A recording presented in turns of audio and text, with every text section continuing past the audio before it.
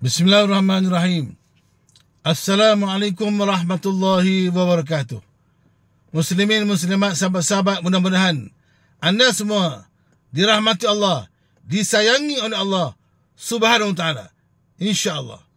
Muslimin sebenarnya saya sahabat anda dalam motivasi, Abu Hasan Al-Asy'ari. InsyaAllah pada kali ini, pada petang ni, nak share dengan tuan-tuan, nak kongsi dengan tuan-tuan satu doa. Doa ni eloklah kita amalkan supaya kita insyaAllah selamat daripada ilmu-ilmu sesat. Doa ini elok kita amalkan supaya kita selamat daripada ajaran sesat. Penting kita amalkan doa ni. Dan supaya bila kita amalkan doa ni, kita punya jiwa lebih tenang, bahagia insyaAllah. Muslimin sebenarnya, Abu Hurairah ada memberitahu bahawa Nabi pernah mengajar beliau dan sahabat-sahabat yang lain untuk mengamalkan doa ni. Nabi sebut, Allahumma inna na'udzubika min ilmin la yanfa' wa min qalbin la yakhsha' wa min nafsin la tashba' wa min da'watin la yustajabu laha. Dengar lagi sekali doa ni. Bismillahirrahmanirrahim. Allahumma inna na'udzubika min ilmin la yanfa' wa min qalbin la yakhsha' wa min nafsin la tashba' wa min da'watin la yustajabu laha. Ini hadis. Doa ni adalah hadis riwayat Abu Daud dan Muslim. Apakah maksud doa ni? Allahumma inna na'udzubika min ilmin la yanfa'. Ya Allah, selamatlah kami daripada ilmu yang tidak berfaedah, ilmu yang tidak bermanfaat. Selamatlah kami daripada min qalbin la yasha', daripada hati yang tak khusyuk. Wa min nafsin la tashma', daripada nafsu yang tak pernah puas.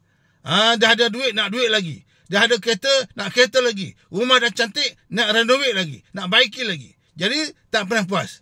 Jadi marilah sama-sama kita mengamalkan doa ni supaya jiwa kita lebih tenang, maka kita insya-Allah khusyuk solat insya-Allah. Muslimin yang sebenarnya, saya ulang lagi sekali doa ni. Allahumma inna. Kalau jamak, kalau ramai-ramai, Allahumma inna. Kalau seorang, Allahumma inni.